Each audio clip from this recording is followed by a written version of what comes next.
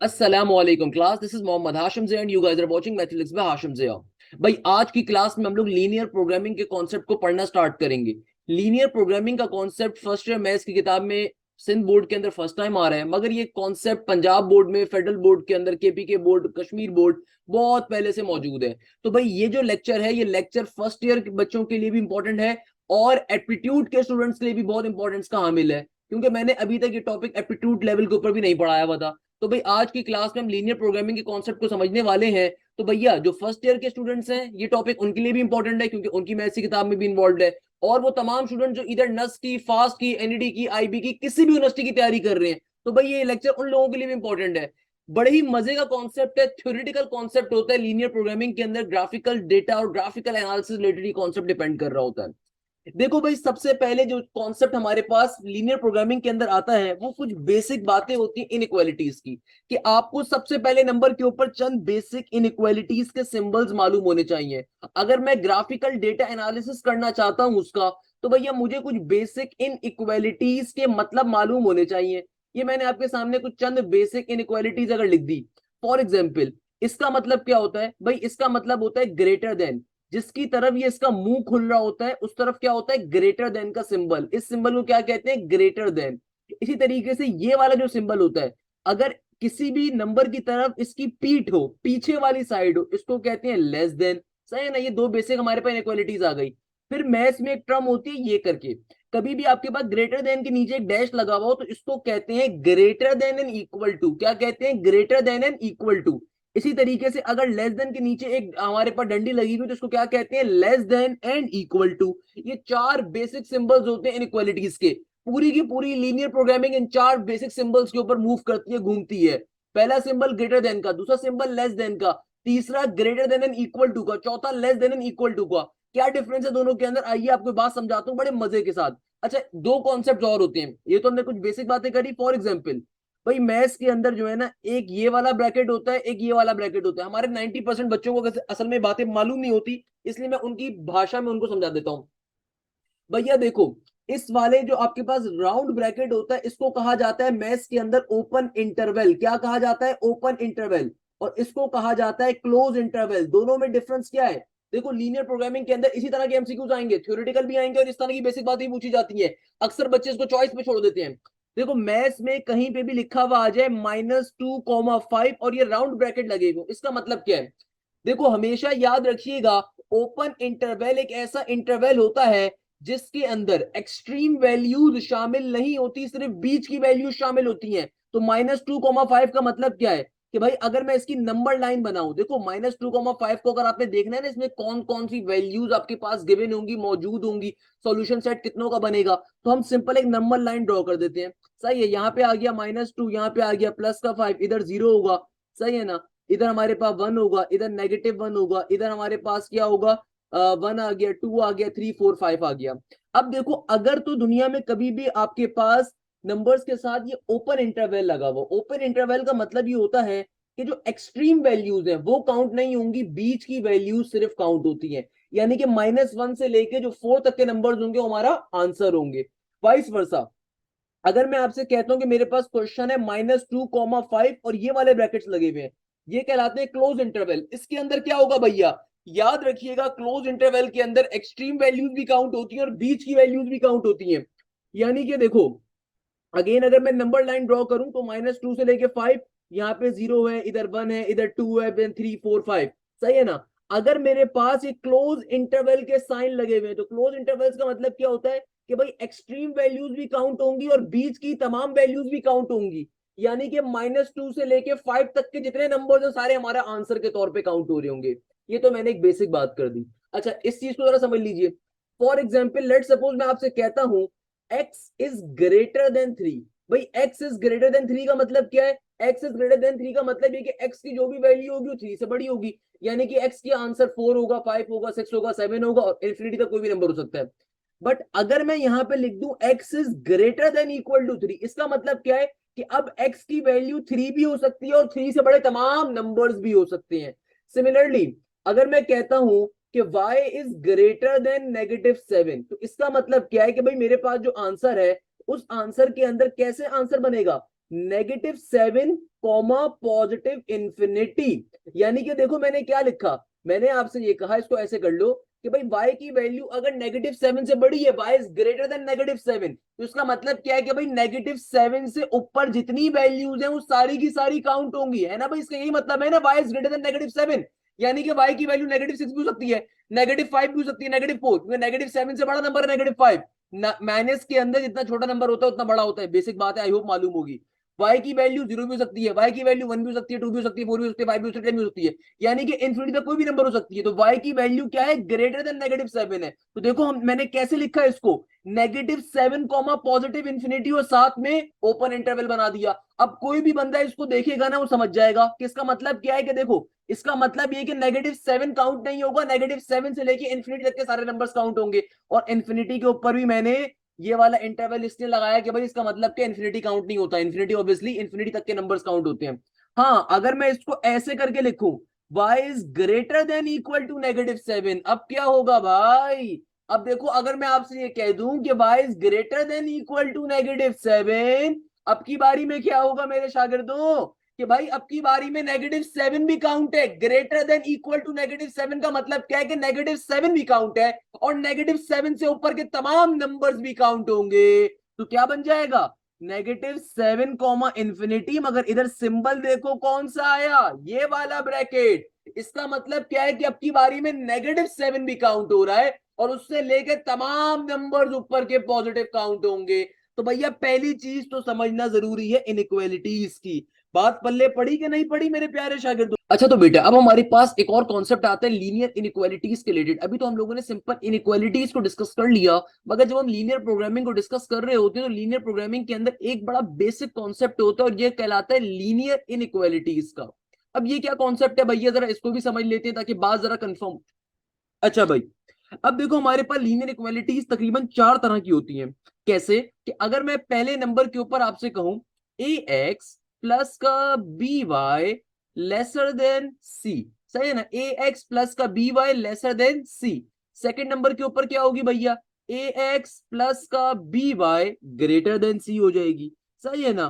फिर क्या होगी मेरे पास, थर्ड नंबर के ऊपर हो जाएगी ए एक्स प्लस का b y lesser than equal to c. और फोर्थ नंबर के ऊपर क्या हो सकती है linear inequality, a x plus का b y greater than equal to सी।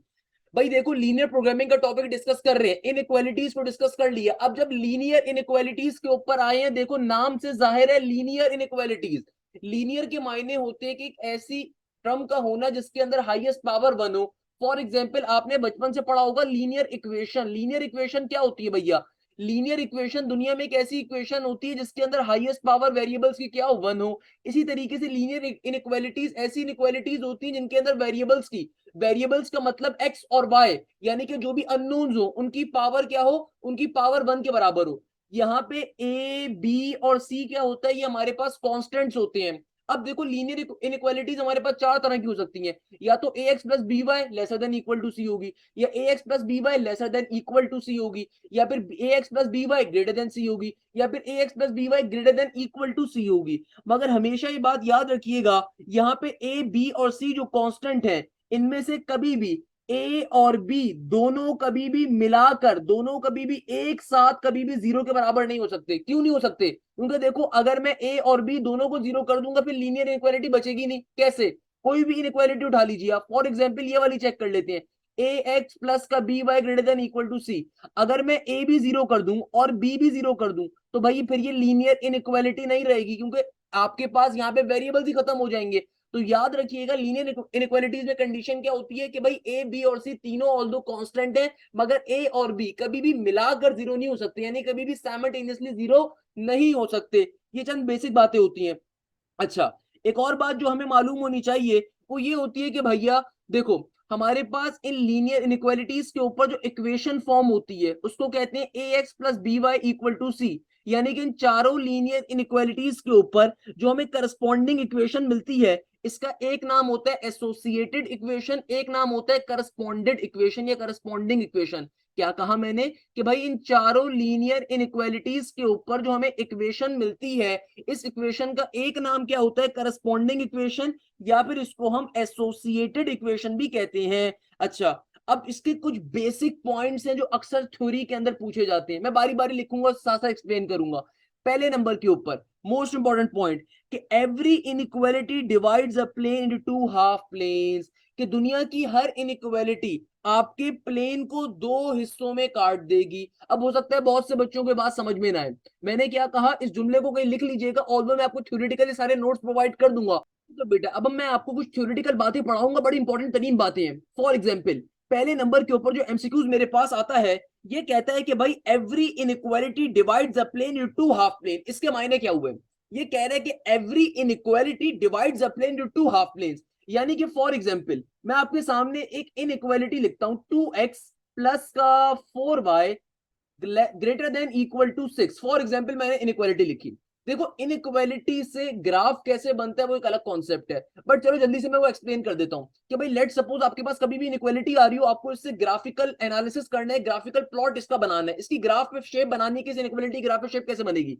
तो बनाने का तरीकेकार क्या होता है कि भाई सिंपल तरीके का कॉन्सेप्ट होता है कि आप करते क्या हो, आप सबसे पहले इस इनइक्वालिटी को कंसीडर करते हो कि भाई यहाँ पे इनइक्वालिटी की जगह पे इक्वल टू का साइन है, क्योंकि जब मैं ग्राफिकल काम करना चाहूंगा तो मैं यहाँ पे इक्वल टू कंसीडर करूंगा ताकि मेरे पास पॉइंट्स आ सके, सही ना, ताकि क्या आ सके, पॉइंट्स आ सके। अब अगर मुझे x की वैल्यू निकालनी है या y की वैल्यू निकालनी है तो मैं x इंटरसेप्ट और y इंटरसेप्ट का कॉन्सेप्ट यूज करता हूं।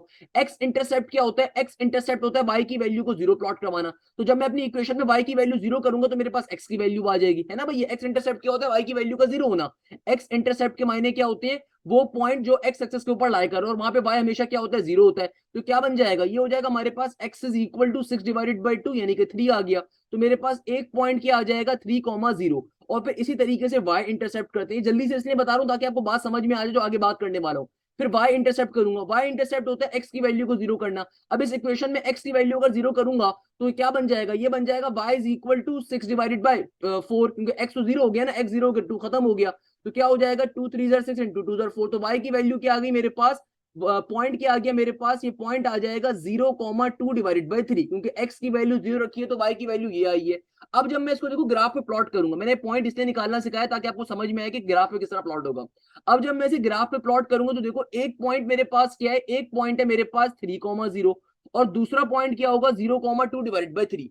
2 डिवाइडेड बाई 3 कौन सा आंसर होगा भाई? 2 डिवाइडेड बाई 3 हमारे पास क्या होगा? 2 डिवाइडेड बाई 3 हमारे पास लगभग होगा 0.66, तो यानी कि यहाँ कहीं पे बन रहा होगा। तो 0,2/3 वाला पॉइंट आ गया।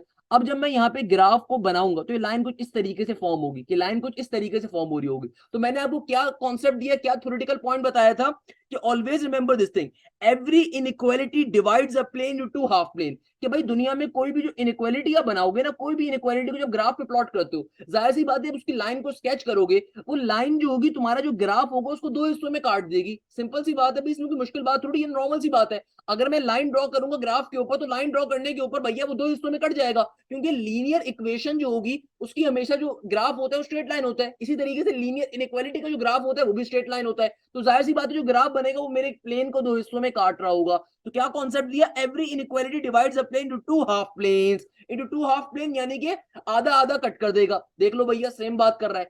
सेकंड कॉन्सेप्ट क्या है? सेकंड कॉन्सेप्ट ये कहता है a vertical line divides the plane into left and right half planes। कि भाई जो वर्टिकल लाइन होती है वो डिवाइड करती है प्लेन को लेफ्ट और राइट हाफ प्लेन्स के ऊपर। यानी कि फॉर एग्जांपल अगर मैं आपके सामने एक इनइक्वालिटी बनाऊं, एक इनइक्वालिटी लूं, भाई ये इनइक्वालिटी क्या करेगी? मेरा जो भी प्लेन होगा उसको लेफ्ट और राइट हाफ हिस्सों में क्या कर देगी? कट कर देगी। यानी कि क्या कहता है सेकंड थ्योरेटिकल पॉइंट, बहुत दफा एमसीक्यूज के अंदर पूछा जा चुका है, कि vertical line divides the plane into dash half planes, left and right, up and down, bottom and top, किसके ऊपर करेगा? काटेगा। तो याद रखिएगा वर्टिकल इनइक्वालिटी जो होती है वो हमेशा प्लेन को लेफ्ट एंड राइट के ऊपर कट कर रही होती है। यानी कि लेफ्ट एंड राइट का मतलब क्या है कि भैया ये आगे पीछे आपको दो हिस्से मिल रहे होंगे। थर्ड पॉइंट इसका वाइस वर्सा होगा कि भाई जो हॉरिजॉन्टल लाइन होगी या नॉन वर्टिकल लाइन होगी, a non vertical line divides a plane into upper and lower half planes। यानी कि फॉर एग्जाम्पल देखो अगर मैंने एक नॉन वर्टिकल लाइन बनाई है तो उस सूरत के अंदर मेरे पास किस तरह का प्लेन कट हो रहा है, अपर प्लेन और लोअर प्लेन कट हो रहा है। भाई इसके मायने क्या है समझ लीजिए, किसी को प्रॉब्लम हो रही है। सेकंड कॉन्सेप्ट क्या दिया कि भाई कभी भी अगर तुम्हारे पास वर्टिकल लाइन ग्राफ पे बनाओगे, वर्टिकल इनइक्वालिटी ग्राफ पे बनाओगे, तुम्हारा ग्राफ कैसे कट हो रहा है, लेफ्ट और राइट पे कट हो रहा है। यानी कि लेफ्ट वाला हिस्सा देखो इधर रह गया, राइट वाला हिस्सा इधर रह गया, लेफ्ट वाला हिस्सा इधर रह गया, कट कर दिया ना इसने कि भाई इस लाइन से इस तरफ राइट वाला हिस्सा आ गया, इस लाइन से इस तरफ लेफ्ट वाला हिस्सा आ गया। इसी तरीके से अगर मैं नॉन वर्टिकल लाइन अपनी ड्रॉ करूंगा, नॉन वर्टिकल इक्वालिटी बनाऊंगा, तो जाहिर सी बात है जो अपर प्लेन होगा वो लाइन से ऊपर है, जो लोअर प्लेन है वो लाइन से नीचे रह गया। यानी कट कैसे हो गया हमारे पास, अपर और लोअर की फॉर्म के अंदर।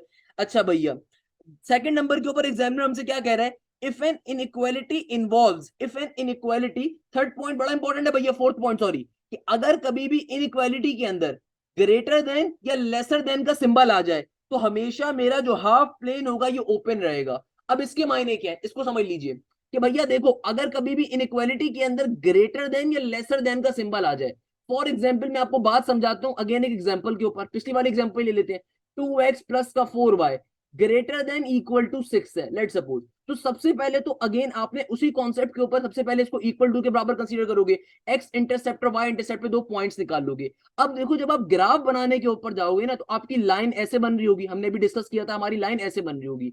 अब जब लाइन आपने बना ली, अब आपको अपना रीजन देखना, रीजन कहां पर आपका लाई कर रहा है, यानी कि इस इनइक्वालिटी का आंसर कहां पर है। देखो यहाँ पे एग्जामिनर क्या कह रहा है, 2x plus 4y greater than equal to 6।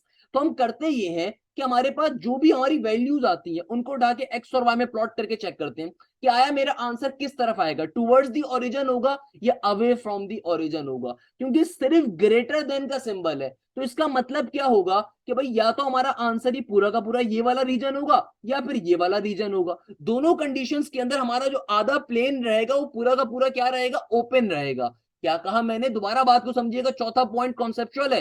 क्या कहता है कि भैया देखो अगर तुम्हारे पास कभी भी इनइक्वालिटीज के अंदर आपके पास लेसर देन या ग्रेटर देन का सिंबल आ जाए, सिर्फ लेसर देन ग्रेटर देन का, तो उस सूरत के अंदर होता यह है कि भैया हमारे पास सिंपल तरीके से जो भी ग्राफ फॉर्म होता है उस ग्राफ के अंदर जब इनइक्वालिटी को ड्रॉ करते हैं, तो इनइक्वालिटी ड्रॉ करने के बाद हमारा आधे प्लेन खाली रहता है, आधा प्लेन हमारा क्या रहता है, हाफ प्लेन हमारा ओपन रहता है। क्योंकि जाहिर सी बात है जब मैं इसको सिंप्लीफाई करूंगा तो या तो मेरा आंसर टुवर्ड्स दी ओरिजिन होगा या अवे फ्रॉम दी ओरिजिन होगा, ये अवे फ्रॉम दी ओरिजिन है, टुवर्ड्स दी ओरिजिन है, तो कोई एक मेरा आंसर होगा, तो हाफ प्लेन क्या रहेगा, ओपन रहेगा। भाई ये जितनी भी मैं थ्योरेटिकल पॉइंट्स आपको बता रहा हूँ ये सारे मैंने यहाँ पे प्रोवाइड करे हुए, सारे लिखे हुए आपको मिल जाएंगे, परेशान होने की बिल्कुल भी जरूरत नहीं है कि सर पता नहीं कहां से पढ़ा रहे हैं, सही है ना भैया, तो परेशान होने की जरूरत नहीं है। सिमिलरली नेक्स्ट एग्जामिनर क्या कह रहा है, if an inequality involves greater than or less than symbol the half plane is closed। इसके मायने क्या हुए आइए जरा समझाता हूं। भाई फॉर एग्जांपल मेरे पास एक क्वेश्चन है 2x प्लस का 4y laser than equal to 6। अब देखो आपके पास फॉर एग्जांपल यहाँ पे जो पॉइंट्स आए मेरे पास वो क्या क्या पॉइंट्स आए थे, ऊपर से पॉइंट्स देख लेते हैं भैया ताकि मसला ना हो। एक पॉइंट आया था 3,0 और दूसरा पॉइंट क्या था 0,2 डिवाइड बाई 3। अब जरा बात को समझिएगा कि भाई मेरे पास इनइक्वालिटी है, इस इनइक्वालिटी के अंदर एक पॉइंट है 2,0 सॉरी 3,0 और दूसरा पॉइंट है 0,2 डिवाइडेड बाई 3। सही है ना भाई, हमारे पास इनइक्वालिटी थी, इस इनइक्वालिटी को जब सिंप्लीफाई किया तो हमारे पास दो पॉइंट्स आए थे। दो पॉइंट्स आए कैसे हैं भाई, कभी भी इनइक्वालिटी से आपको पॉइंट्स निकालने होते हैं, हम करते क्या है इनइक्वालिटी को इक्वल टू के साइन पे कन्वर्ट करते हैं ऐसे करके, उसके बाद सिंपल एक्स इंटरसेप्ट और वाई इंटरसेप्ट को प्लॉट करके आपके दो पॉइंट्स आ जाते हैं। अब जब दो पॉइंट्स आ गए तो अब आप अपना ग्राफ को प्लॉट कर लोगे, तो आपका ग्राफ की लाइन कुछ ऐसे बन गई। अब एग्जामिनर देखो क्या कह रहा है, कहता है if an inequality involves greater than और less than symbol the half plane is closed. इसके मायने क्या है, इसके मायने ये हुए कि भाई देखो अब फॉर एग्जांपल तुम्हारे पास आंसर आता है, आपके पास आंसर आ गया टुवर्ड्स दी ओरिजिन, आपके पास आंसर क्या आ गया टुवर्ड्स दी ओरिजिन, और कैसे ओरिजिन के ऊपर है कि भाई lesser than equal to greater than equal to, तो आपका एक स्पेसिफिक रीजन आंसर होगा कि भाई स्पेसिफिक रीजन का मतलब क्या है, लेट सपोज ये वाला रीजन आंसर है, या फिर लेट सपोज आपके पास ये पर्टिकुलर रीजन आंसर है। दोनों सूरतों में आपका जो प्लेन होगा वो क्लोज्ड होगा, प्लेन कैसा होगा आपका, क्लोज्ड होगा। तो भाई ये थ्योरेटिकल टॉपिक है, थ्योरेटिकल कॉन्सेप्ट से आपको खुदारा ये बातें साथ साथ देखनी पड़ेंगी, समझनी पड़ेंगी, और इसमें इतनी मुश्किल चीज नहीं है, बहुत आसान सा कॉन्सेप्ट है। अच्छा भाई नेक्स्ट नंबर के ऊपर एमसीक्यूज क्या कहता है, ये कहता है a point of a solution region where two of its boundary lines intersect is called a corner point of vertex. बहुत मजे का कॉन्सेप्ट है। कहता है कि भाई अगर तुमने कभी भी दो इनइक्वालिटीज को ड्रॉ किया, लेट सपोज मेरी एक इनइक्वालिटी ये आ गई, एक इनइक्वालिटी मेरी कुछ ऐसे करके आ रही है, तो वो पर्टिकुलर पॉइंट जो कॉर्नर्स के ऊपर होते हैं वो पर्टिकुलर पॉइंट जो कॉर्नर्स के ऊपर होते हैं, बाउंड्रीज के, उनको हम क्या कहते हैं? उनको हम कहते हैं कॉर्नर पॉइंट्स या वर्टेक्स। ये एमसीक्यूज अक्सर पेपर में आए हैं, पंजाब बोर्ड, फेडरल बोर्ड और अब सिंध बोर्ड की किताब के एमसीक्यूज में भी मौजूद है। तो खुदारा ये आपके इंटर साइड पे भी आ सकता है, एप्टीट्यूड साइड पे भी एमसीक्यूज बहुत आता है कि a point of a solution region where two of its boundary line intersect is called a corner point of vertex. क्या इसका मतलब है? इसका मतलब ये कि जब आप इनइक्वालिटीज को, तमाम इनइक्वालिटीज को ग्राफ पे ड्रॉ कर देते हो, तमाम इनइक्वालिटीज जब ग्राफ पे आप ड्रॉ कर देते हो, तो ड्रॉ करने के ऊपर वो पर्टिकुलर लाइन जो आपको बाउंडेड रीजन देती है, फॉर एग्जांपल इस केस में ये वाला पॉइंट यहां से लेके ये पूरा जो मेरा बाउंडेड रीजन बन रहा है, तो ये कॉर्नर्स के जो पॉइंट है ये क्या कहलाते हैं? वर्टेक्स कहलाते हैं या फिर कॉर्नर पॉइंट्स कहलाते हैं। तो बेटा अब देखो जो नेक्स्ट हमारे पास कॉन्सेप्ट आ रहा है, बहुत आसान सा कॉन्सेप्ट है, मगर इसके ऊपर भी एमसीक्यूज पूछ ले जाते हैं। देखो यहाँ पे एग्जामिनर क्या कह रहा है, एग्जामिनर आपसे बड़ी सिंपल सी बात कह रहा है। एग्जामिनर कहता है कि भाई तुम्हारे पास कभी भी एक ऐसी इनइक्वालिटी हो जिसके ऊपर, जिसके अंदर लेसर देन और सिर्फ ग्रेटर देन के सिंबल हो, तो हमेशा ऐसी लाइन को हम कैसे बनाते हैं? डैश लाइन के तौर के ऊपर। वाइल अगर मेरे पास एक ऐसी लाइन है जिसमें लेसर देन इक्वल टू है, ग्रेटर देन इक्वल टू आ रहा हो, तो वहां पे हम सॉलिड लाइन को यूज कर रहे होते हैं। ये एक सिंपल सा कॉन्सेप्ट है, आपको अपने जहन में रखना होता है कि भाई देखो कभी भी अगर आपके पास इनइक्वालिटी आ रही हो, ऐसी इनइक्वालिटी जिसके अंदर मेरे पास इनइक्वालिटी के सिंबल हो ग्रेटर देन या लेसर देन के, तो हम वहां पे कैसी लाइन ड्रॉ करेंगे? डैश वाली लाइन। यानी कि एक ऐसी इनइक्वालिटी आ रही है, फॉर एग्जाम्पल 3x प्लस का 4y ग्रेटर देन 6, तो इस लाइन को जब मैं ड्रॉ करूंगा ना, इस लाइन के ऊपर डैश वाली लाइन ड्रॉ कर रहे होंगे। While on the other hand अगर मेरे पास एक ऐसी लाइन आ जाए जिसके अंदर क्या हो? लेसर देन या इक्वल टू का, lesser than equal to greater than equal to का सिंबल आ जाए, तो ऐसी लाइन को हम कैसे ड्रॉ करेंगे? प्रॉपर सॉलिड लाइन के तौर पे ड्रॉ कर रहे होते हैं। नेक्स्ट कॉन्सेप्ट क्या कह रहा है? The solution set is the half plane on the one side of a boundary line to determine which side choose a test point. भाई ये क्या कह रहा है, इसको मैं समझा देता हूं। ये कॉन्सेप्ट बड़ा इंपॉर्टेंट है। ये कह रहा है कि भाई तुम्हें कैसे पता चलेगा तुम्हारा कौन सा रीजन आंसर है? आपको ये बात कैसे अंदाजा होगा कि आपको किस रीजन के अंदर आपका आंसर लाई कर रहा है? तो इस चीज को अगर आपने समझना है ना, इसको ऐसे देख लो यहाँ पे, भाई इस कॉन्सेप्ट को समझना बहुत जरूरी है। फॉर एग्जाम्पल आपके पास इनइक्वालिटी थी 2x प्लस का 4y laser than equal to 6। आपका एक पॉइंट है 3,0, एक पॉइंट है 0,2 डिवाइड बाई 3। ये जो हमारे पास इसकी इनइक्वालिटी बनी, इसकी जो हमारे पास इसकी लाइन बनी, वो लाइन ऐसे बनी। अब मुझे ये चेक करना है कि मेरा कौन सा रीजन में मेरा आंसर लाई कर रहा होगा। तो भाई आंसर कैसे चेक किया जाता है? आप सिंपल तरीके से 2x प्लस का 4y एडिट इसका एडिट लिखोगे। यहां भी क्या है? Lesser than equal to 6। आपने करना ये है, आपको बेटा देखेंगे कैसे, आपने सिंपल तरीके से अपनी इनइक्वालिटी को एक दफा ऐसे लिखना होता है, और जो भी आपके अब ये दोनों पॉइंट्स आ रहे हैं, इन दोनों पॉइंट्स को बारी बारी इस इनइक्वालिटी में डाल के चेक करेंगे और देखेंगे आया मेरा आंसर ट्रू आ रहा है या फॉल्स आ रहा है। कैसे कि फॉर एग्जांपल मुझे जो पहला पॉइंट मिला, ये क्या मिला? 3,0। इस 3,0 को अगर मैं अपनी इनइक्वालिटी में प्लॉट करूं तो क्या बन जाएगा? ये बन जाएगा सिंपल तरीके से 6 प्लस का 4y क्या हो जाएगा? 4 इंटू 0, खत्म हो गया। और यहाँ पे क्या आ गया? Lesser than equal to 6। तो आंसर क्या आ गया? 6 is lesser than equal to 6। तो मुझे एक बात बताओ, 6 लेसर देन इक्वल टू 6, तो क्या 6 6 के बराबर होता है? बिल्कुल होता है। इसका मतलब स्टेटमेंट क्या है? ट्रू है। इसका मतलब ये वाली स्टेटमेंट कैसी है हमारे पास? ट्रू है। तो इसका मतलब क्या हो गया भैया? अगर ये स्टेटमेंट मेरे पास ट्रू आ रही है, तो इसका एक बेसिक सा कॉन्सेप्ट है भैया, क्या करेंगे? अच्छा अब देखिए हमारे पास जो सेकंड ये पॉइंट आ रहे हैं, सेकंड पॉइंट क्या कहता है? सेकंड पॉइंट ये कहता है कि भाई रीजन कहां पे सिलेक्ट करना होता है। Solution set is the half plane on one side of the boundary line to determine which side choose the test point, any point in the plane but not on the line, and check to see if the coordinates of the point satisfy the given inequality. अब देखो ये concept क्या कह रहा है? ये concept ये कहता है कि भाई इनइक्वालिटी के अंदर आप बाउंडेड रीजन अपना कैसे फाइंड आउट कर रहे होते हो। आपने करना कुछ भी नहीं होता भाई, सिंपल तरीके से आपके पास जो पर्टिकुलरली आपके पास जो आपकी इनइक्वालिटी गिवन है, अगर आप ये चेक करना चाहते हो कि यार आपका रीजन कौन सा है, आपका एरिया जो है वो किस तरफ आपका बन रहा होगा, तो उसको फाइंड करने का कॉन्सेप्ट ये होता है कि भाई सिंपल तरीके से आप x और y की वैल्यू को क्या प्लॉट कर दोगे? x और y की वैल्यू को 0 0 प्लॉट कर दो और चेक करो आया आपकी इनइक्वालिटी उसको वेरीफाई कर रही है या नहीं कर रही। फॉर एग्जाम्पल इस केस में क्या होगा? 2x प्लस के 4y में अगर मैं 0 0 डाल दूंगा तो क्या बन जाएगा? 0 is lesser than equal to 6। क्या ये स्टेटमेंट सही है? बिल्कुल सही है। क्या 0 6 से छोटा होता है? बिल्कुल होता है। यानी कि 0 क्या 6 से छोटा होता है? बिल्कुल होता है। तो इसका मतलब स्टेटमेंट कैसी है? ट्रू है। कभी भी ट्रू स्टेटमेंट होगी इसका मतलब क्या है? टुवर्ड्स दी ओरिजिन मेरा आंसर होगा। यानी कि अगर ये इनइक्वालिटी है तो इसका मतलब क्या है? टुवर्ड्स दी ओरिजिन वाली साइड मेरा आंसर है। देखो ये बड़े बेसिक बेसिक से कॉन्सेप्ट है। अगेन जितनी भी यूनिवर्सिटीज होती है वहां पे इतने ज्यादा लेवल के ऊपर ये कॉन्सेप्ट नहीं पूछे जाते, मगर जब ये थ्योरेटिकल कॉन्सेप्ट आ जाते हैं तो अक्सर बच्चा इनको छोड़ देता है। खुदारा आपने इनको छोड़ना नहीं है, इनको समझना है। इसलिए मैं इतनी डिटेल के अंदर जाके सारी बातें आपको समझा रहा हूँ। और जो हमारे फर्स्ट ईयर के स्टूडेंट्स हैं भाई, ये सारी बातें मैंने आप लोगों को चैप्टर नंबर 9 के अंदर पढ़ाई हुई है। आपके पास पंजाब बोर्ड के चैप्टर नंबर 5 ये बनता है, सही है ना भैया? तो हमने सारी बातें पढ़ी हुई हैं, इसमें कोई मुश्किल बात नहीं है, बेसिक बात है। आपने खाली इन कॉन्सेप्ट को अपने जहन में रखना है, इसमें कोई हार्ड एंड फास्ट मुश्किल मैथ्स नहीं है, बड़ी बेसिक सी मैथ्स है यार। क्लियर है मेरे प्यारे शागिर्दों? अच्छा भाई, नेक्स्ट कॉन्सेप्ट हमसे देखो क्या कह रहा है। कहता है लीनियर प्रोग्रामिंग क्या होती है भैया, इसकी डेफिनेशन पूछ ली जाती है। मेरे प्यारे शागिर्दों, लीनियर प्रोग्रामिंग क्या होती है? लीनियर प्रोग्रामिंग बेसिकली एक मैथमेटिकल टेक्निक है जिसके अंदर मैं मैक्सिमम या मिनिमम अपने फंक्शन को फाइंड कर रहा होता हूँ कि आया मेरा जो इनइक्वालिटी मुझको गिवन है, आया जो मेरी मुझे इनइक्वालिटी गिवन है वो कितनी मैक्सिमम है कितनी मिनिमम है, इस बात को फाइंड करना लीनियर प्रोग्रामिंग कहलाता है। यानी कि मैथमेटिकल टेक्निक्स के ऊपर ये फाइंड करना कि मेरा आंसर मैक्सिमाइज कितना होगा, मिनिमाइज कितना होगा, लीनियर प्रोग्रामिंग या लीनियर ऑप्टिमाइजेशन कहलाता है। अक्सर और पेशतर ये जुमला एमसीक्यूज के अंदर आता है, इसको लिख लीजिएगा। देखो जो स्पेशल पॉइंट्स है यहाँ पे मैं साथ साथ आपको बता रहा हूँ। देखो काफी सारी चीजें यहाँ पे थ्योरेटिकल है, जो कॉन्सेप्चुअल है उनको आप बेशक साइड पे कर सकते हो, मगर जो एमसीक्यूज वाली चीजें वो साथ साथ आपको लिखवा रहा हूँ। अच्छा भाई, अब जितने भी कॉन्सेप्ट आ रहे हैं मेजोरिटी एमसीक्यूज वाले हैं। अब देखो आगे क्या कहता है, प्रॉब्लम कंस्ट्रेंट। देखो प्रॉब्लम कंस्ट्रेंट क्या होती है, आपको कभी भी लीनियर प्रोग्रामिंग के क्वेश्चन के अंदर जो आपको इनइक्वालिटीज गिवन होती हैं जिसकी बेसिस के ऊपर आपका फंक्शन आया मैक्सिमाइज होता है या मिनिमाइज होता है, उनको हम प्रॉब्लम कंस्ट्रेंट कहते हैं।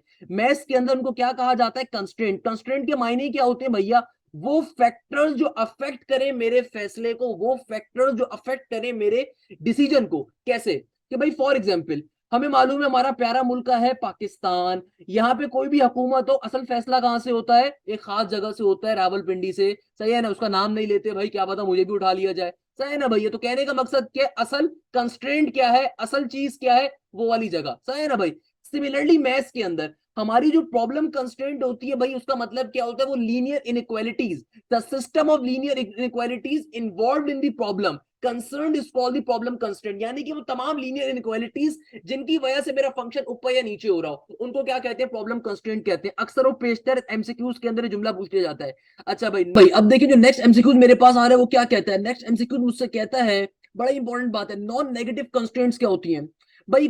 वेरिएबल जो यूज हो रहा होता है आपके पास कंस्ट्रेंट्स के अंदर, इनइक्वालिटीज के अंदर, उसको हम क्या कहते हैं, non negative constraint. For example let's suppose 3x plus का 4y laser than equal to 9। तो यहाँ पे जो वेरिएबल है, ये वेरिएबल क्या कहलाता है, नॉन नेगेटिव कंस्ट्रेंट। अक्सर वो पेशतर ये क्वेश्चन एमसीक्यूज के तौर पे डिफरेंट यूनिवर्सिटीज के अंदर, डिफरेंट तरह के बोर्ड्स के अंदर पूछा जाता है। Variable use the system of linear inequalities related to the problems of the everyday life are the non negative and are called the non negative constraint. यानी कि भाई वो पर्टिकुलर वेरिएबल जो कंस्ट्रेंट के अंदर यूज हो रही है, लीनियर इनइक्वालिटीज के अंदर यूज हो रही है, क्या कहते हैं, नॉन नेगेटिव कंस्ट्रेंट्स कहते हैं। अच्छा भाई, नेक्स्ट क्वेश्चन क्या कहता है, नेक्स्ट एमसीक्यू मुझसे कहता है डिसीजन वेरिएबल्स क्या होते हैं। देखो भाई डिसीजन वेरिएबल्स ये होते हैं कि जो नॉन नेगेटिव कंस्ट्रेंट्स है, जाहिर सी बात है ना, ये वेरिएबल्स है मेरे पास, तो ये वेरिएबल्स जो होती है हमेशा हमारे पास जो पर्टिकुलरली हमारे जो एक्स और वाई होता है, इन्हीं की बेसिस के ऊपर, तो मेरे अननोन्स की बेसिस के ऊपर तो मेरे आंसर्स आ रहे होते हैं। तो भाई डिसीजन वेरिएबल्स कुछ भी नहीं होता, ये नॉन नेगेटिव कंस्ट्रेंट्स को हम डिसीजन वेरिएबल्स कह रहे होते हैं। अक्सर एक क्वेश्चन पेपर में आता है कि non negative constraints are termed as feasible region, feasible solution, convex region या डिसीजन वेरिएबल्स। तो ऑलवेज रिमेंबर दिस थिंग कि भाई ये नॉन नेगेटिव वेरिएबल्स जो होते हैं वही डिसीजन वेरिएबल्स होते हैं, क्योंकि भाई ये जो वेरिएबल्स होते हैं एक्स वाई जेड, यही तो आपको आपके सॉल्यूशन सेट्स और आंसर्स बता रहे होते हैं। जब ये आपको आपके आंसर बता रहे हैं तो ये डिसीजन वेरिएबल्स है, यानी कि वो वेरिएबल जिनकी बेसिस के ऊपर आप क्या ले रहे हो, डिसीजन अपना ले रहे हो। अच्छा भाई, फिजिबल रीजन क्या होता है, अगेन बहुत आसान सा कॉन्सेप्ट है। फिजिबल रीजन भाई क्या होता है, आपने कभी भी अपनी इनइक्वालिटी को ड्रॉ कर लिया, इनइक्वालिटीज को ड्रॉ करने के बाद आपका ये बात तय करना कि कौन से रीजन में आपका आंसर लाई कर रहा है, टुवर्ड्स द ओरिजिन है या अवे फ्रॉम द ओरिजिन है। तो जो भी आपका रीजन होता है तो वो फिजिबल रीजन कहलाता है। सही है ना भैया? यानी कि restricted region under the certain constant. जब कंस्टेंट को ड्रॉ कर लिए तो उसके बाद ये देखना कि भाई आपको कौन सा रीजन आंसर हो, फिजिबल रीजन होगा। फिजिबल सॉल्यूशन क्या होता है, ये पॉइंट बड़ा इंपॉर्टेंट है। देखो भाई जो बच्चे चैप्टर नंबर 9 मुझसे पढ़ चुके थे फर्स्ट ईयर मैथ्स में, उनके लिए ये कॉन्सेप्ट मुश्किल नहीं है, बहुत आसान सी बात है, सारी बातें डिस्कस करी हुई है। वाइल जो यूनिवर्सिटी लेवल के ऊपर पढ़ रहे तो आपने परेशान नहीं होना भाई, सारी बातें आपको भी सिखा रहा हूँ कि भाई देखो, लेट सपोज आपकी एक कंस्ट्रेंट ये बनी थी, आपकी एक कंस्ट्रेंट ये बनी थी, आपके पास जो आंसर आया, फॉर एग्जाम्पल जो आपका फिजिबल रीजन आया वो ये आया, फिजिबल रीजन जो आपका आया वो ये आया। अब फिजिबल सॉल्यूशन क्या होगा भाई, देखो फिजिबल सॉल्यूशन ये होता है कि जो भी आपका फिजिबल रीजन बना, जो भी हमारा फिजिबल रीजन बना, उसके जो एंड पॉइंट्स हैं, उसके जो एंड पॉइंट्स हैं, देखो एक एंड पॉइंट्स ये रहा, एक वर्टेक्स ये रहा, एक एंड पॉइंट ये रहा, तो ये जो मेरे पास होते हैं एंड पॉइंट्स क्या कहलाते हैं? फिजिबल सॉल्यूशन कहलाते हैं। ये जो एंड पॉइंट्स होंगे मेरे क्या कहलाएंगे? Feasible solution. यानी कि फिजिबल रीजन फॉर्म होने के बाद उसके अंदर, फिजिबल रीजन के अंदर जो एंड पॉइंट्स होंगे, वर्टिसेस होंगे, उनको हम क्या कहते हैं? फिजिबल सॉल्यूशन कहते हैं। नेक्स्ट कॉन्सेप्ट कहता है फिजिबल सॉल्यूशन सेट। भाई वो तमाम फिजिबल सॉल्यूशन जो मेरी इनइक्वालिटीज को वेरीफाई कर रहे होंगे, उनको हम क्या कहते हैं? फिजिबल सॉल्यूशन सेट कहते हैं। The set of all the feasible solutions of a system of linear inequalities is called the feasible solution set. Clear है भैया? अब ये जो कॉन्सेप्ट आ रहा है, ये नस्ट साइड के ऊपर बहुत ज्यादा पूछा जाता है। ये आप लोगों के फर्स्ट ईयर लेवल के ऊपर नहीं है, बट ये नस्ट के अंदर, फास्ट यूनिवर्सिटी के अंदर, यूईटी लाहौर के अंदर, प्यास के अंदर बहुत पूछा जाता है। एनईडी के अंदर भी इसका एक हल्का सा कॉन्सेप्ट आ जाता है। कॉन्वेक्स रीजन या कॉन्केव रीजन। देखो मेरे प्यारे शागिर्दों, मैथ्स के अंदर ये कॉन्वेक्स रीजन या कॉन्केव रीजन क्या होता है, कॉन्वेक्स या कॉन्केव रीजन क्या होता है, इसके लिए आपको मैंने एग्जांपल के तौर पे एक क्वेश्चन भी यहाँ पे गिवन है। देखो, कॉन्वेक्स रीजन एक ऐसा रीजन होता है कि जिसके अंदर मैं कहीं पे भी दो पर्टिकुलर पॉइंट्स अगर ड्रॉ करूं तो उनके दरमियान जो लाइन बने वो line within the region हो, यानी कि उस फिगर के अंदर ही कहीं फॉर्म हो रही हो, उस फिगर के अंदर ही कहीं फॉर्म हो रही हो। मैं कोई भी दो पॉइंट सेलेक्ट करूं, दो पॉइंट्स के दरमियान जो लाइन सेलेक्ट बने वो line within the region form हो रही हो। इधर देखो भैया, कॉन्वेक्स रीजन कहलाता है। कॉन्वेक्स रीजन के मायने क्या होते हैं? कोई भी आप दो पॉइंट सेलेक्ट करोगे अपनी फिगर के अंदर, जो आपके दो पॉइंट्स होंगे उनके अंदर जो लाइन फॉर्म होगी विद इन द रीजन ही फॉर्म हो रही होगी, ये कॉन्वेक्स रीजन है।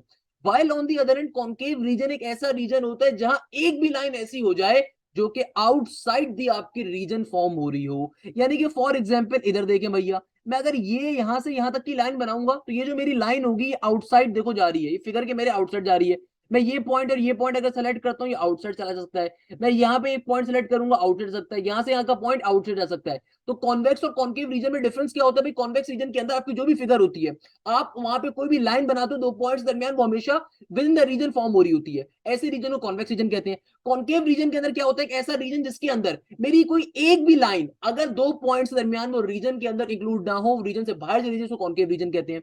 अच्छा भाई, नेक्स्ट कॉन्सेप्ट क्या कहता है? नेक्स्ट कॉन्सेप्ट कहता है बाउंडेड रीजन। अगेन ये सारे छोटे छोटे एमसीक्यूज हैं, यूनिवर्सिटी लेवल के लिए बेतहाशा इंपॉर्टेंट कॉन्सेप्ट है। मैंने अभी तक यूनिवर्सिटी लेवल के बच्चों को भी नहीं पढ़ाया हुआ था, और फर्स्ट ईयर मैथ्स की अब नई किताब में चूंकि कॉन्सेप्ट आ चुके हैं तो आपके लिए भी बेतहाशा इंपॉर्टेंट है। भाई सिंपल थ्योरेटिकल कॉन्सेप्ट्स हैं, आपकी थ्योरी वाले कॉन्सेप्ट्स हैं। मैथ्स में कुछ टॉपिक्स ऐसे होते हैं जहां पे आपको थ्योरेटिकल बातों को जहन में रखना होता है, तो भाई इसमें कोई मुश्किल बात नहीं है, पेपर में आपके लेवल पे आ सकता है। अभी किताब के एमसीक्यूज भी सॉल्व करेंगे इंटर लेवल के, तो वो भी आप देखेंगे भाई, आपके लिए कितने आसान बन जाएंगे इंशाल्लाह। अब देखो, बाउंडेड रीजन क्या होता है? A region which can be enclose within a circle.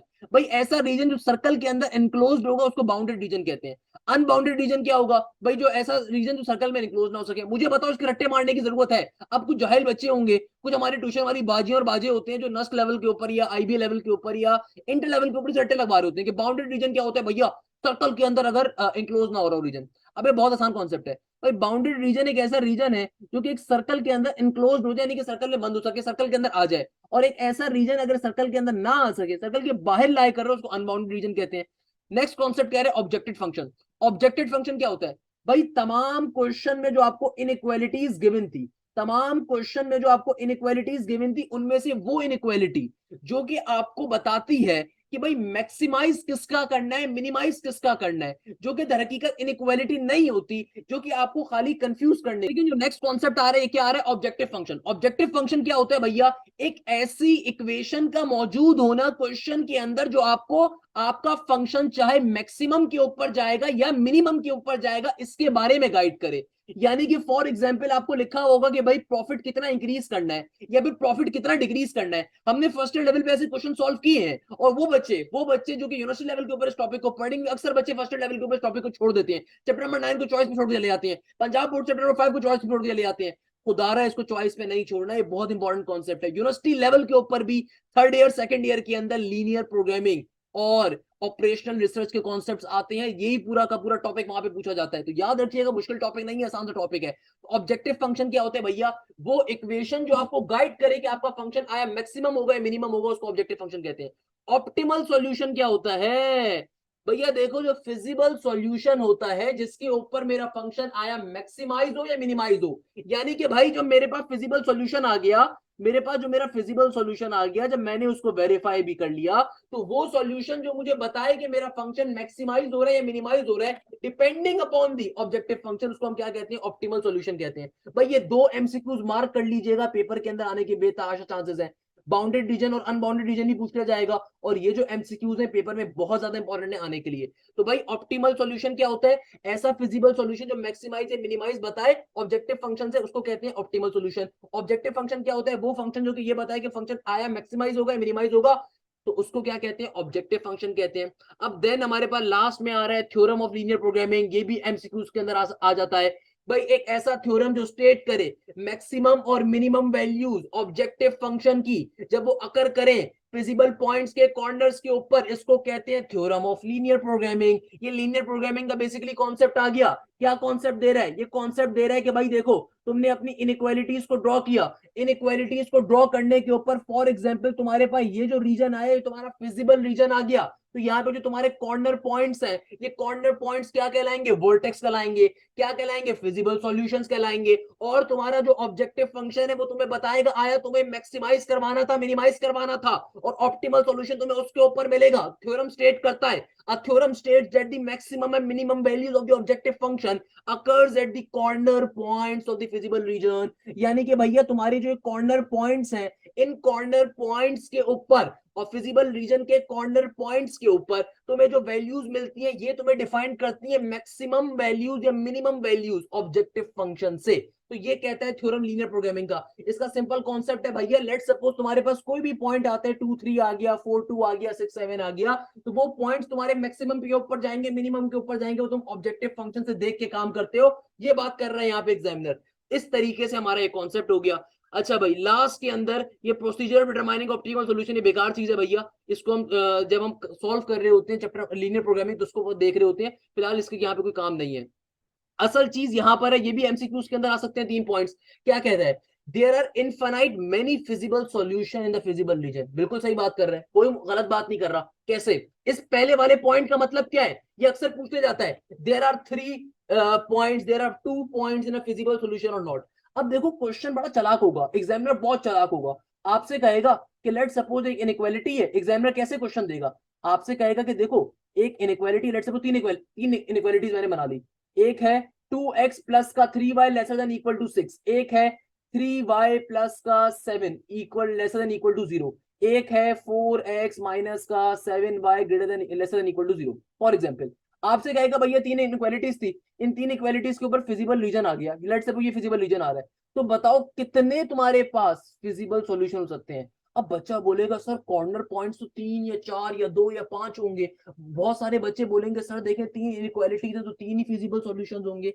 नहीं, अबे अल्लाह के बंदे, खुदारा नहीं, फिजिबल सॉल्यूशन जो हो सकते हैं ना, वो तो कई हजार हो सकते हैं। कैसे यार, हम तो ऑल्दो कॉर्नर पॉइंट्स को कंसीडर करते हैं, मगर जाहिर सी बात है फिजिबल रीजन के ऊपर वो फिजिबल सॉल्यूशन पूछ रहा है। तो भाई मुझे ये बात मालूम है कि एक लाइन के ऊपर इनफाइनाइट पॉइंट्स होते हैं, तो एक लाइन के ऊपर चूंकि इनफाइनाइट पॉइंट होते हैं तो इनफाइनाइट फिजिबल सॉल्यूशन हो सकते हैं, मगर हम कंसीडर क्या करते हैं, सिर्फ कॉर्नर पॉइंट्स को। तो याद रखिएगा there are infinite many feasible solution है फिजिबल रीजन। इस जुमले को हमेशा ध्यान में रखिएगा, क्लियर है। नेक्स्ट कॉन्सेप्ट क्या कहता है, the point of intersection of two boundary lines is a corner point only if lie in a feasible region। बिल्कुल सही बात कर रहे हैं यार, इसमें कोई मुश्किल ही नहीं है।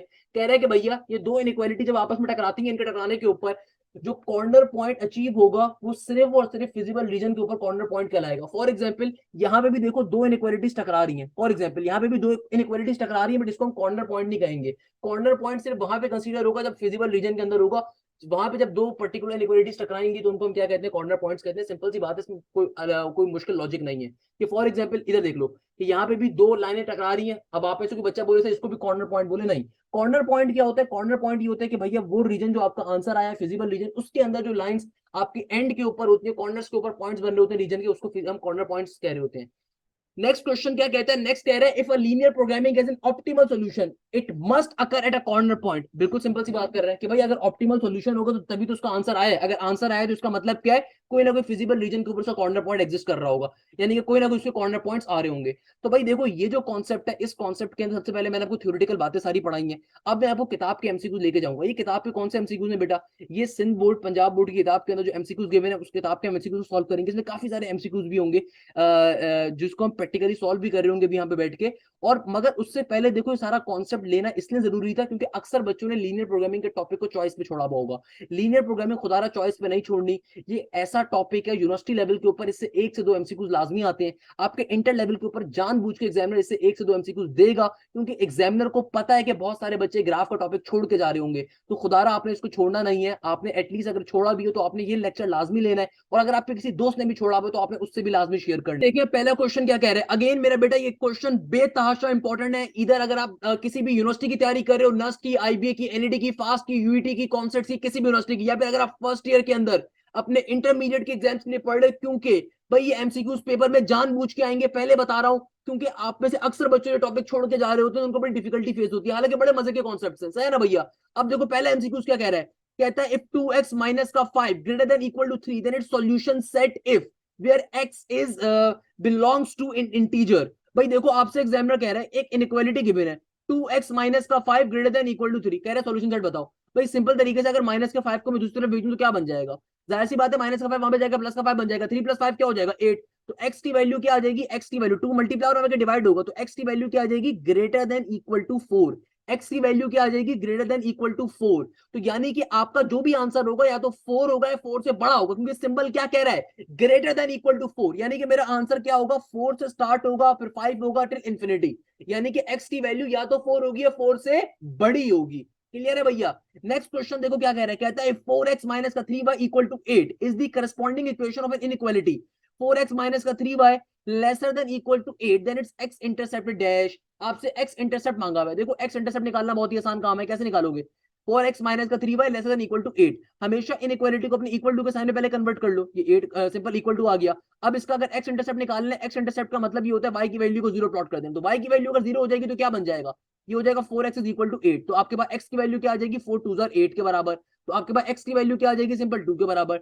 नेक्स्ट क्वेश्चन कहता है, इसको पढ़ने का तरीका देखिएगा। x into x where x belongs to real numbers and x की value is greater then 5।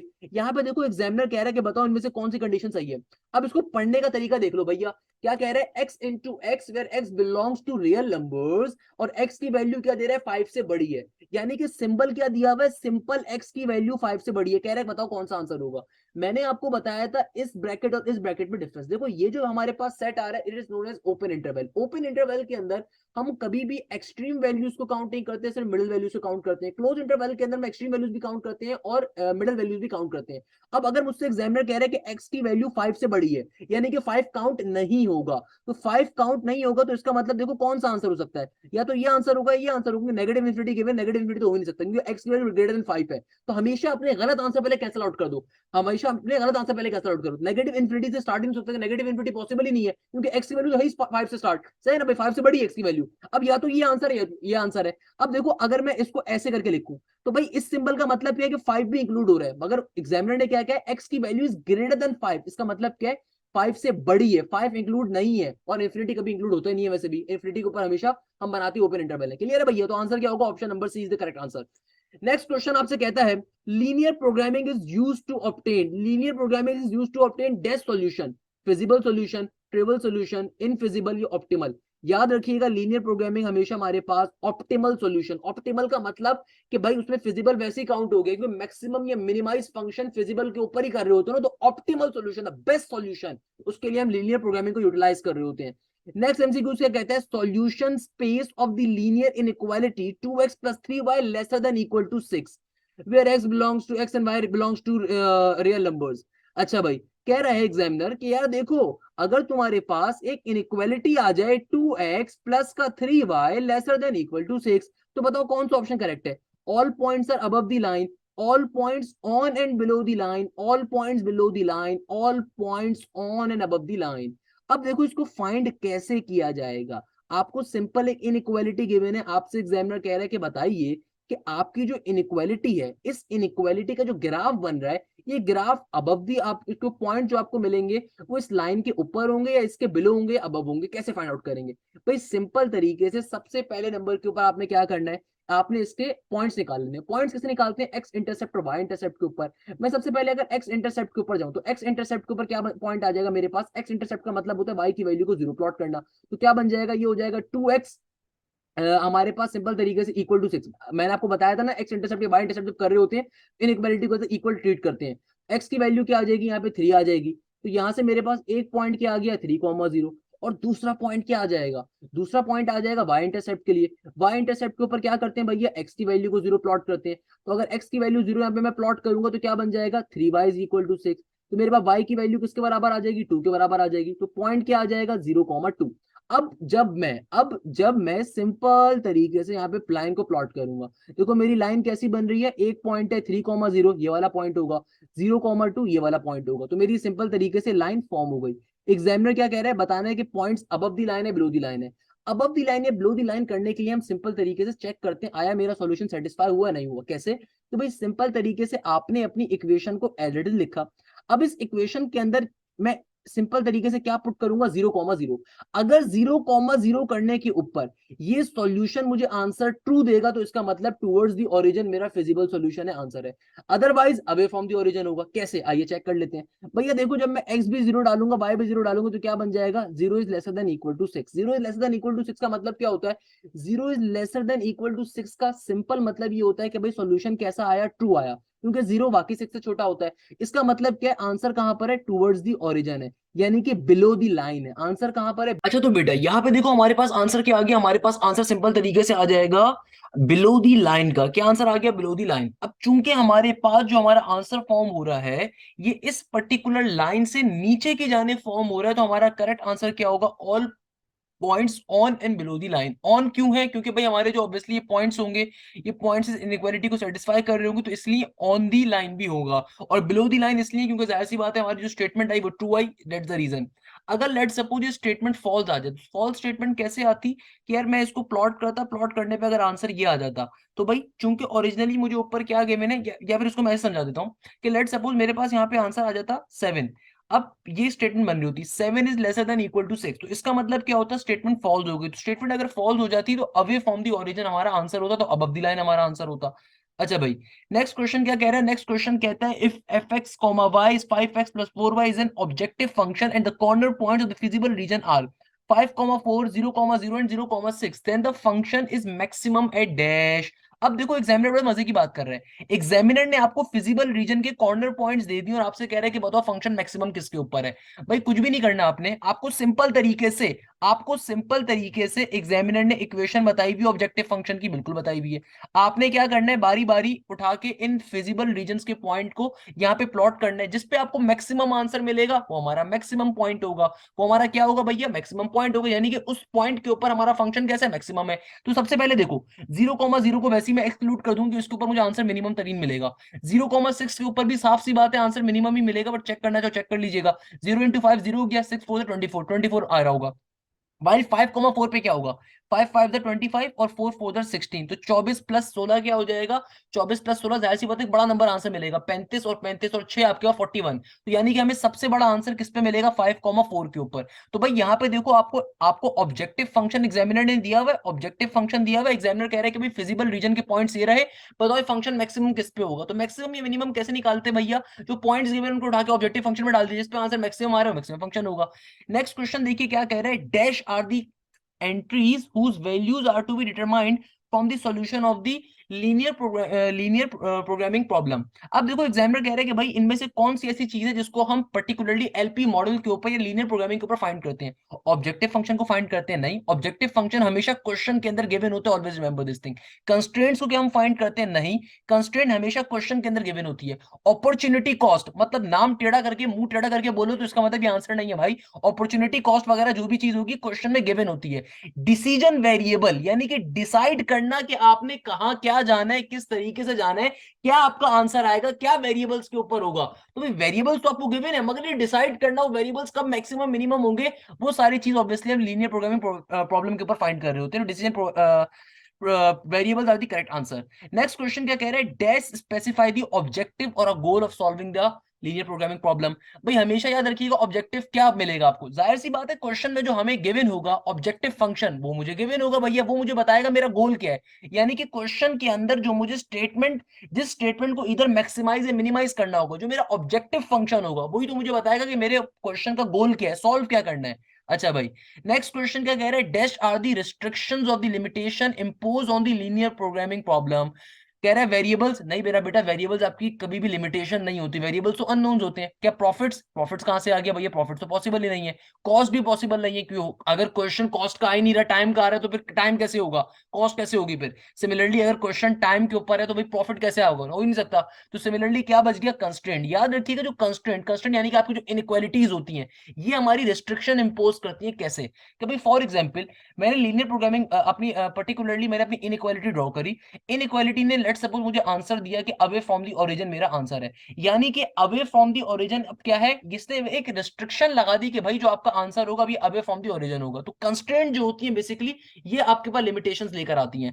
Next question क्या कह रहे हैं, the region of a solution linear programming problem is called. यार रीजन क्या होता है, इसको बहुत डिटेल में सीख चुके हैं भैया। वो रीजन जहां पे हमारा आंसर मिल रहे होते हैं उनको क्या कहते हैं, फिजिबल रीजन कहते हैं। जैसे यहाँ पे ये फिजिबल रीजन है ना, फिजिबल रीजन कहलाता है। In case of an dash constraint the feasible region is a straight line. भाई बहुत ही सिंपल सी बात है, कह रहे स्ट्रेट लाइन आपको कब मिलेगी, भाई जाहिर सी बात है अगर मेरी कंस्ट्रेंट इक्वल टू होंगी, अगर मेरी कंस्ट्रेंट कैसी होंगी, इक्वल टू होगी, तो फिजिबल रीजन जो होगा वो स्ट्रेट लाइन के ऊपर मिलेगा। यानी कि अगर मेरी कंस्ट्रेंट सारी की सारी आपस में फॉर एग्जांपल बराबर आ गई, लेट सपोज मेरी पहली कंस्ट्रेंट भी ये थी, मेरी जो दूसरी इनइक्वालिटी गिवन है, दोनों इनइक्वालिटीज आपस में फॉर एग्जांपल बराबर हैं, दोनों के आंसर्स के आगे बराबर आ गए, तो फिजिबल रीजन बन ही नहीं सकता मेरे पास, तो यानी कि मेरे पास स्ट्रेट लाइन आंसर आ जाएगा। तो क्वेश्चन क्या कह रहे हैं, देखो in a case of dash constraint the feasible region is a straight line. यानी कि भाई अगर तुम्हारे पास एक ऐसी स्ट्रेट लाइन एक फिजिबल रीजन में बन रही है तो कब पॉसिबल है, भाई ये उस सूरत में पॉसिबल होगा ना कि अगर मेरी दो या तीन या चार लीनियर इनइक्वालिटीज एक ही जैसी आ जाए, इक्वल टू आ जाए, बराबर आ जाए, तो जाहिर सी बात है सूरत के अंदर फिजिबल रीजन ही होगा, एक दूसरे के ऊपर ही फॉर्म कर रही होंगी ना। भाई इसकी वही मिसाल आ गई कि लेट सपोज आपके पास एक लाइन की इक्वेशन है 2x + 3y = 7, ये लाइन लेट सपोज ऐसे बन रही है, अगर मैं दोबारा से ये इक्वेशन लिख दूं यही लाइन बनेगी, फिर लिख दूं फिर यही बनेगी, तो इसके ऊपर फॉर्म होती जाएंगी। अच्छा भाई, नेक्स्ट क्वेश्चन क्या कह रहा है कि ए एक्स प्लस का b lesser than equal to zero where a is not equal to zero and a and b are the real numbers called non linear equality, linear equality, linear inequality, complex equality. अब देखो non linear inequality का मतलब क्या है कि भाई आपके पास variable की पावर 1 से बड़ी होती तभी तो नॉन लीनियर बनता ना, नॉन लीनियर तो वो बनता, तो ये ऑप्शन गलत हो गया। देखो हमेशा गलत आंसर्स को पहले काटो। नॉन लीनियर इक्वालिटी का मतलब ये है कि अगर लीनियर आंसर, लीनियर इक्वेशन ना हो, तो भाई अगर यहाँ पे एक्स की पावर 1 नहीं होती नॉन लीनियर इक्वालिटी होता है। लीनियर इक्वालिटी, अब लीनियर इक्वालिटी यानी कि यहाँ पे सिंपली इनइक्वालिटी का ना होता, इक्वल टू होता तो लीनियर इक्वालिटी कहलाती। कॉम्प्लेक्स इनइक्वालिटी के अंदर यहाँ पे आयोटा वगैरह होना चाहिए था, तो ऐसा कुछ भी नहीं है, तो आंसर क्या है, लीनियर इनइक्वालिटी है। अच्छा भाई, नेक्स्ट क्वेश्चन क्या कह रहा है, a point of a solution region where two of its boundary line intersected is called corner point या फिर वर्टेक्स। हमने इस बात को पढ़ा हुआ है कि भाई वो पर्टिकुलर पॉइंट जहां पे दो लाइंस आपस में आके मीट करती हैं, फॉर एग्जांपल इस वाले को ले लीजिए, तो भाई ये जो पॉइंट्स हमारे पास फॉर्म होते हैं क्या कहलाते हैं, कॉर्नर पॉइंट्स या फिर वर्टेक्स पॉइंट कहलाते हैं। नेक्स्ट क्वेश्चन क्या कह रहे हैं, function is to be maximized और मिनिमाइज्ड इज कॉल्ड, यानी कि वो फंक्शन जो कि मेरे वो पर्टिकुलर फंक्शन जो मेरे क्वेश्चन को मैक्सिमाइज या मिनिमाइज करे और उसके बारे में आइडिया दे, उसके बारे में बताए, गोल सेट करे, उसको क्या कहते हैं, ऑब्जेक्टिव फंक्शन कहते हैं। नेक्स्ट क्वेश्चन देखिए क्या कह रहा है, फिजिबल सॉल्यूशन विच मैक्सिमाइज और मिनिमाइज द ऑब्जेक्टिव फंक्शन, यानी कि वो फिजिबल सॉल्यूशन, वो आंसर्स जो मेरे ऑब्जेक्टिव फंक्शन को मैक्सिमाइज या मिनिमाइज करवाने में हेल्प करते हैं, उसको क्या कहते हैं, ऑप्टिमल सॉल्यूशन कहते हैं। तो भाई बड़ी बेसिक सी बात है, देखो ऑब्जेक्टिव फंक्शन क्या होता है, ऑब्जेक्टिव फंक्शन बेसिकली आपका गोल सेट करता है, आपको एक ऑब्जेक्टिव देता है कि भाई मैक्सिमाइज करना है या मिनिमाइज करना है, उस मैक्सिमाइज या मिनिमाइज करने को जो corner points, feasible region, feasible solution help out करता है और फिर हमें आंसर अचीव होता है, उसको क्या कहते हैं, ऑप्टिमल सॉल्यूशन कहते हैं। बेसिक सी बात है भाई। देखो अगर आपने लेक्चर किया था भाई, देखो नेक्स्ट क्वेश्चन क्या कह रहा है, नेक्स्ट क्वेश्चन कहता है कि optimize mean dash a quantity under certain constraint. भाई ऑप्टिमाइज करता ही क्या है, मैक्सिमाइज या मिनिमाइज बताएगा आपको, जाहिर सी बात है क्या करेगा, क्वांटिटी मैक्सिमाइज या मिनिमाइज होगी। नेक्स्ट क्वेश्चन कहते हैं the solution of x is lesser then 4, solution of x is lesser then 4 यानी कि एक्स की वैल्यू हमेशा 4 से छोटी होगी, कहां तक छोटी होगी ये नहीं बताया, वो तो इन्फिनिटी तक की छोटी होगी, यानी कि नेगेटिव इन्फिनिटी से लेके कहां तक जाएगा, 4 तक जाएगा, और सिंबल कैसा आ जाएगा, ये वाला आ जाएगा, ओपन इंटरवल, ओपन इंटरवल का मतलब क्या, 4 काउंट नहीं हो रहा, सही है ना भाई, सिंपल तरीके से आ गया। ये इसको एग्जामिनर ने अगर इस तरीके से लिख के दिखाया है, ऐसे लिख लो भैया, कोई मसले की बात थोड़ी है कि x की वैल्यू 4 से छोटी है और नेगेटिव इंफिनिटी से बड़ी है, सिंपल इज इट, तो इस तरीके से लिख लिया जाएगा, कोई मसले की बात नहीं है, सही है ना भैया। अच्छा नेक्स्ट क्वेश्चन क्या कह रहे हैं, corner point is also called, भाई अब आपको तो रट्टे मार आ जाने चाहिए, अपने दोस्तों को बताइएगा, सर राशन में पढ़ाए थे, ये सारे टॉपिक आपके पेपर में आएंगे, क्या कहलाता है कॉर्नर पॉइंट, वर्टेक्स कहलाता है। नेक्स्ट क्वेश्चन क्या कह रहे हैं, x plus y greater than zero, x plus y greater than zero क्या इक्वेशन कहलाएगा, हमेशा याद रखिएगा दुनिया में कोई भी इक्वेशन होती है उसमें वेरिएबल्स का होना भी कंपलसरी होता है, इक्वल टू साइन होना भी कंपलसरी होता है, इक्वेशन तो नहीं है, आइडेंटिटी है, पॉसिबल नहीं है, नन हो नहीं सकता, तो क्या बचा, इनइक्वालिटी, इनइक्वालिटी होता है ना lesser than greater than equal to, हमने स्टार्टिंग में पढ़ा था। नेक्स्ट क्वेश्चन क्या कह रहा है, कहता है x की वैल्यू क्या है कि ये सॉल्यूशन बन जाए 2x+3 lesser than equal to zero, कहता है कि भाई अगर मैं तुम्हें इनइक्वालिटी दे दूं 2x+3 लेसर देन जीरो, तो बताओ इसमें x की ऐसी क्या वैल्यू होगी कि ये कंडीशन प्रूफ कर रहा हो, ये कंडीशन क्या करे, वेरीफाई करे। भाई देखो अगर मैं यहाँ पे x की वैल्यू 0 प्लॉट कर दूं, उस सूरत में क्या हो जाएगा, 3 बड़ा हो जाएगा 0 से, तो कंडीशन फेल हो जाएगी। अगर मैं यहाँ पे 1 प्लॉट कर दूं तो 2+3 फिर भी 5 बन जाएगा, 5 इज नॉट लेसर देन 0, खत्म हो जाएगा। अगर मैं यहाँ पे -1 प्लॉट कर दूं तो -1+3 क्या बन जाएगा, ये बन जाएगा +2, एंड प्लस का 2 इज नॉट लेसर देन 0, ये भी गलत हो जाएगा, तो फाइनली आंसर क्या बचेगा, -2। तो अगर मैं -2 पुट करूंगा तो क्या बन जाएगा, -2 × 2, नेगेटिव का 4+3, नेगेटिव का 1 बनेगा, और -1 वाकई 0 से छोटा होता है, तो सिर्फ ये कंडीशन वेरीफाई कर रहा है, ये करेक्ट आंसर है।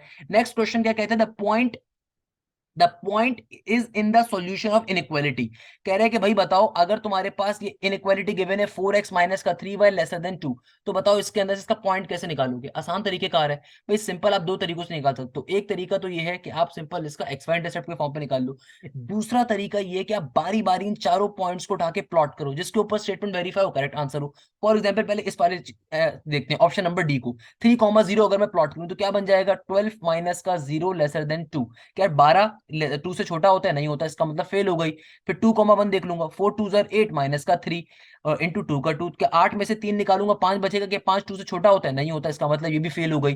फिर चेक कर लो 2,-3, 2,-3 क्या बनेगा, 4 माइनस का 3 3 9, तो क्या बन गया, 2 2 4 माइनस का 3 3 अच्छा ये -3 है तो माइनस माइनस क्या हो जाएगा, प्लस का 9 हो जाएगा, तो 4 + 9 ऑब्वियसली बड़ा नंबर होगा, लेस देन 2 नहीं होता। आखिरी में क्या बचता है, 0,1, अगर मैं 0,1 यहाँ पे प्लॉट करूं तो क्या बनेगा, 4 0 0 माइनस का 3 1 3, क्या अब गौर से देखो, -3 2 से छोटा होता है, बिल्कुल छोटा होता है, इसका मतलब करेक्ट स्टेटमेंट कौन सी है, 0,1 वाली। नेक्स्ट क्वेश्चन क्या कह रहा है, रीजन रिप्रेजेंट, यानी कि बताइए x की वैल्यू अगर ग्रेटर देन इक्वल टू 0 है और y की value greater than equal to 0, तो कौन सा रीजन बताते हैं। भाई देखो अगर तुम्हारे पास एक ग्राफ है, रीजन का मतलब first quadrant, second quadrant, third quadrant, तो भाई अगर x की वैल्यू, वो रीजन जहां पे x हमेशा 0 से बड़ा होता है, जाहिर सी बात है फर्स्ट क्वाड्रेंट होता है, और y भी यहाँ पे हमेशा क्या होता है, 0 से बड़ा होता है, normal is date. Second quadrant के अंदर x 0 से छोटा होता है, y बड़ा होता है, थर्ड क्वाड्रेंट के अंदर x और y दोनों छोटे होते हैं, फोर्थ क्वाड्रेंट के अंदर x पॉजिटिव होता है, y नेगेटिव होता है। कहने का मकसद क्या है, फर्स्ट क्वाड्रेंट वाइट क्वाड्रेंट होता है जहां पे x भी ग्रेटर देन 0 है, y भी ग्रेटर देन 0 यानी कि पॉजिटिव के अंदर होते हैं। नेक्स्ट क्वेश्चन क्या कह रहा है, the objective function of a linear programming problem is function to be optimize constraint या रिलेशन बिटवीन द वेरिएबल्स। भाई ये पढ़ चुके हैं 10,000 दफा, ऑब्जेक्टिव फंक्शन को बार बार नाम चेंज करके पूछ लेता है खाली, भाई ये वाले एमसीक्यूज बेतहाशा आता है पेपर में, तो याद रखिएगा ऑब्जेक्टिव फंक्शन क्या होता है, इसका मतलब क्या होता है लीनियर प्रोग्रामिंग के, भाई ऑप्टिमाइज करवाना।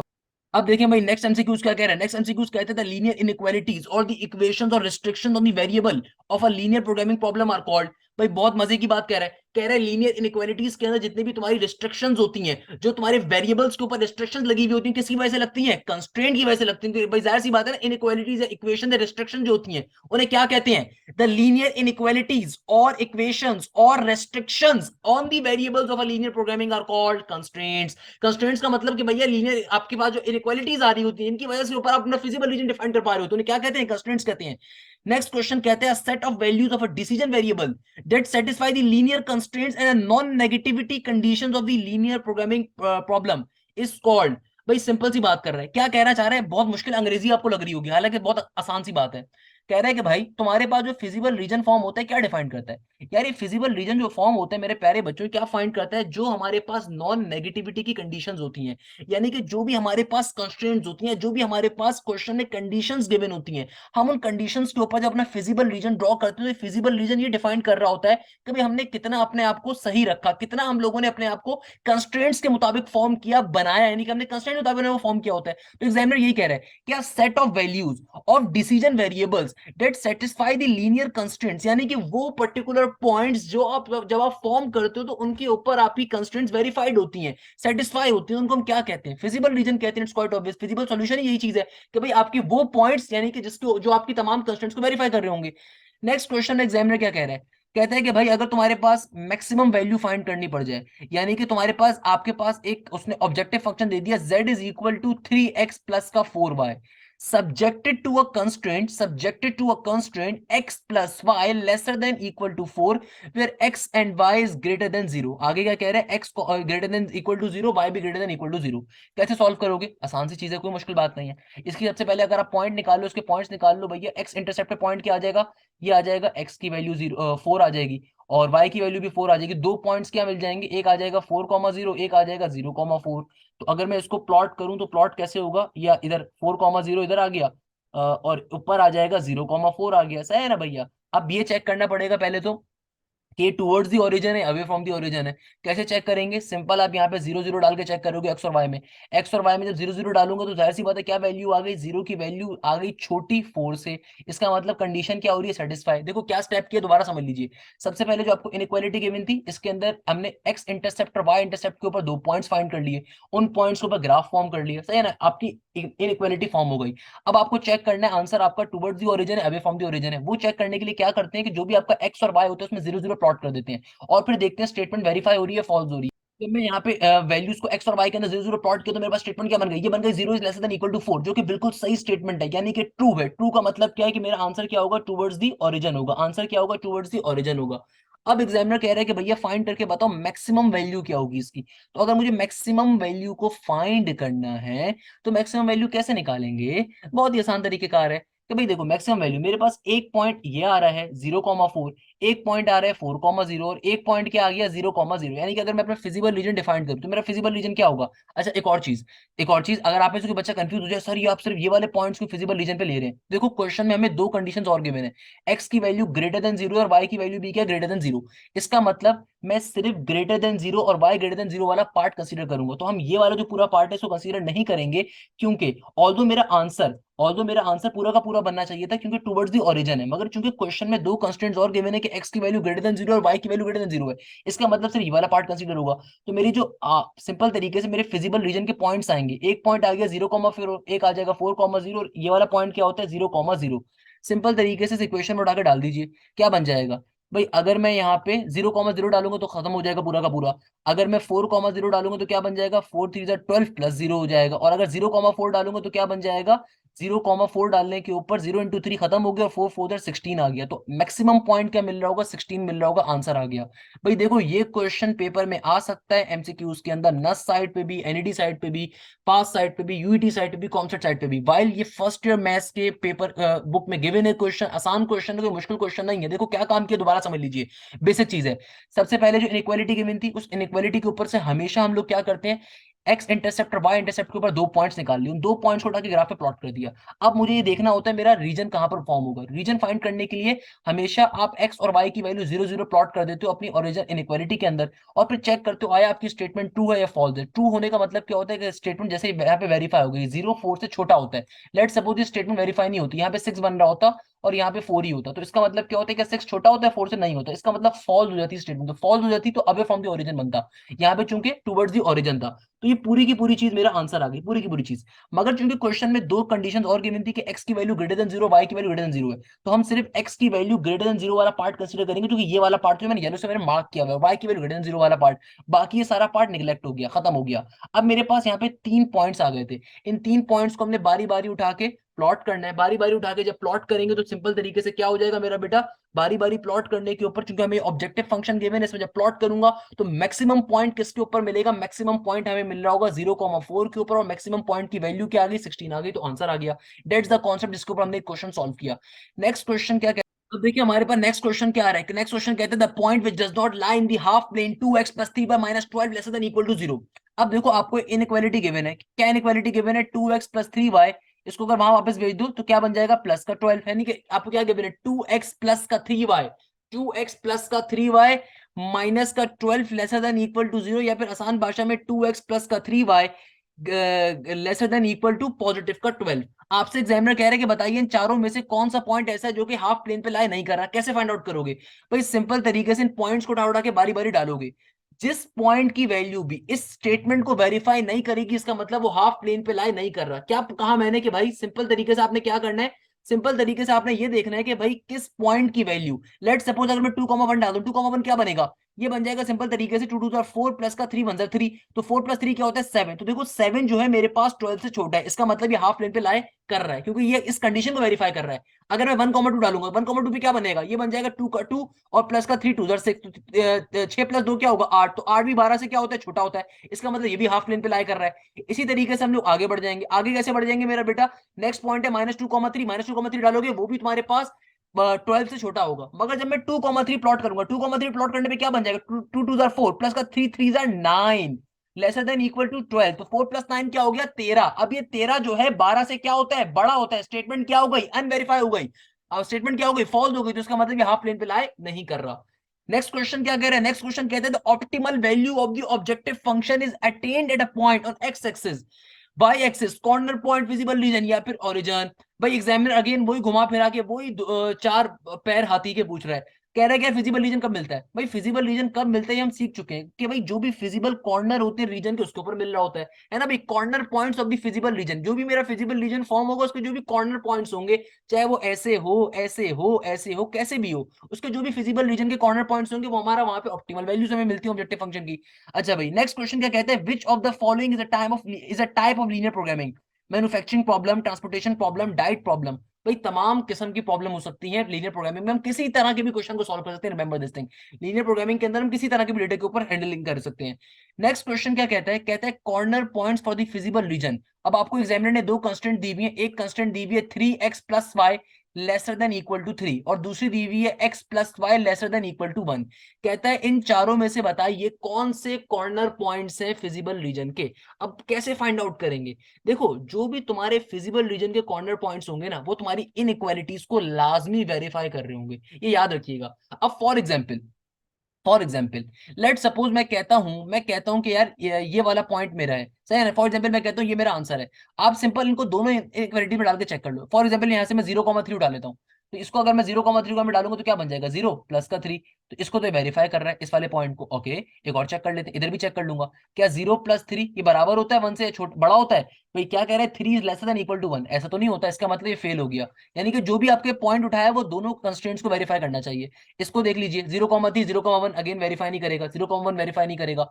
इसको देखो अगर मैं 2,0 फॉर एग्जाम्पल ले लेता तो वेरीफाई नहीं कर रहा होगा, बट जो चौथा पॉइंट है इसको आप दोनों में डाल के चेक कर लो। फॉर एग्जाम्पल 0,1 उठा लीजिए आप, 0,1 पे क्या बन जाएगा, ऊपर अगर मैं 0,1 डालूंगा तो क्या हो जाएगा मेरा बेटा, ये हो जाएगा सिंपल तरीके से इट विल बिकम ऊपर 0 प्लस का y की वैल्यू क्या है मेरे पास, y की वैल्यू है मेरे पास 1 लेसर देन इक्वल टू 3, तो क्या 1 3 से छोटा होता है, बिल्कुल छोटा होता है, वेरीफाई कर रहा है।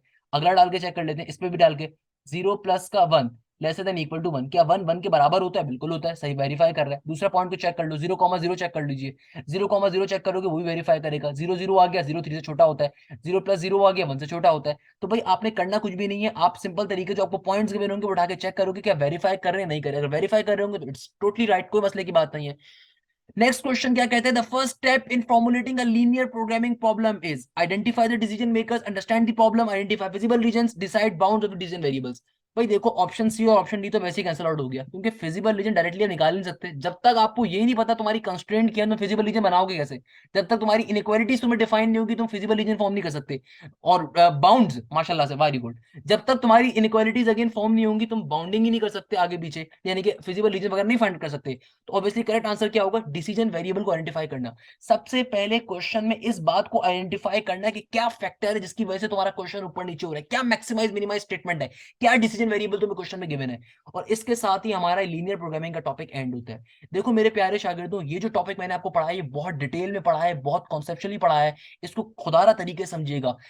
कॉन्सेप्ट के अंदर सबसे पहले, लेक्चर के पहले हिस्से के अंदर हम लोगों ने थ्योरेटिकल कॉन्सेप्ट्स लिए थे।